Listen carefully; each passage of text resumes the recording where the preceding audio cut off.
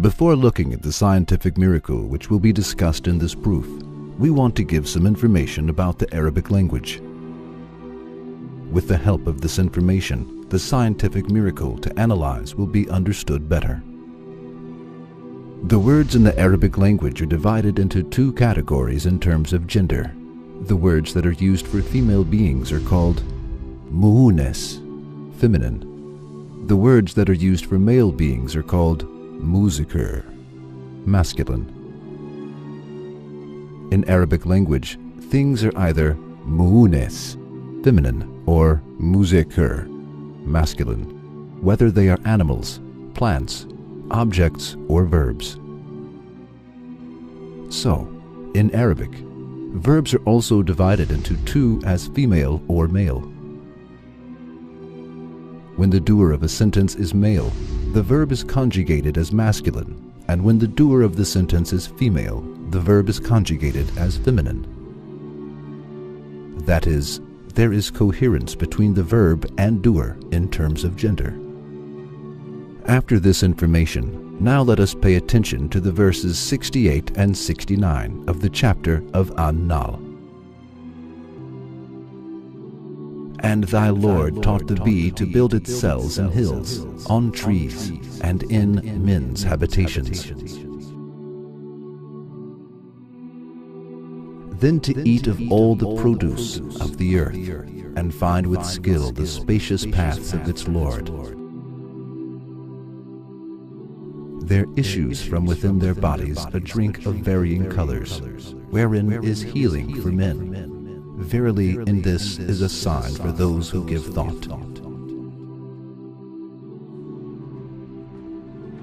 In Arabic, the bee is written as nahl, in the same way both for male and female.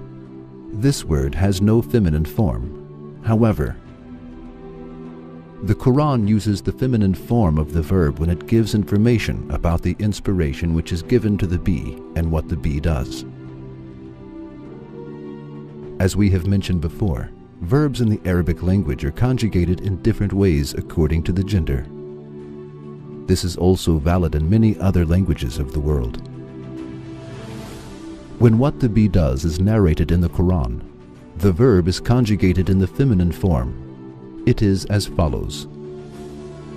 1. In the verse, in order to express the meaning make habitation, the word itahaz, which is used for the feminine, is preferred instead of itahazi, which is used for the masculine. 2. In order to express the meaning eat of all fruits, the word of kul, which is used for the feminine, is preferred instead of kuli, which is used for the masculine.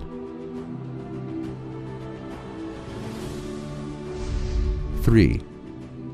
In order to express the meaning follow the ways of your Lord, the word of yuslik, which is used for the feminine, is preferred instead of yusluki, which is used for the masculine. 4. The pronoun there in the sentence, there comes forth from their bellies, is expressed with the word hu, which refers to the feminine, instead of the word ha, which refers to the masculine. So, the deeds which are mentioned by the Quran as making habitation, that is, building the honeycomb, eating of all fruits in order to collect the nectar, following the ways of Allah, which is inspired and giving the honey from bellies, are performed by the female bee. That is, the doer of all deeds here is the female bee. So what do scientists say about this news given 1400 years ago? Are all of these listed works performed by the female bee really? Now, listen to the words of scientists on this subject and hear what they say. They say that all deeds that the Quran mentions are performed by worker bees, which are female bees. There is no connection with the deeds which are mentioned by the Quran and the male bees. The sole duty of male bees that have huge eyes and have a larger form than the female worker bees is to ensure reproduction with the young queen.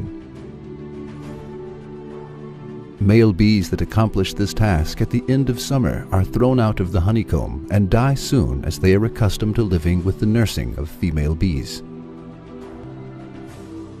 As you see, the news of the Quran and the fact science has found in this century is one and the same.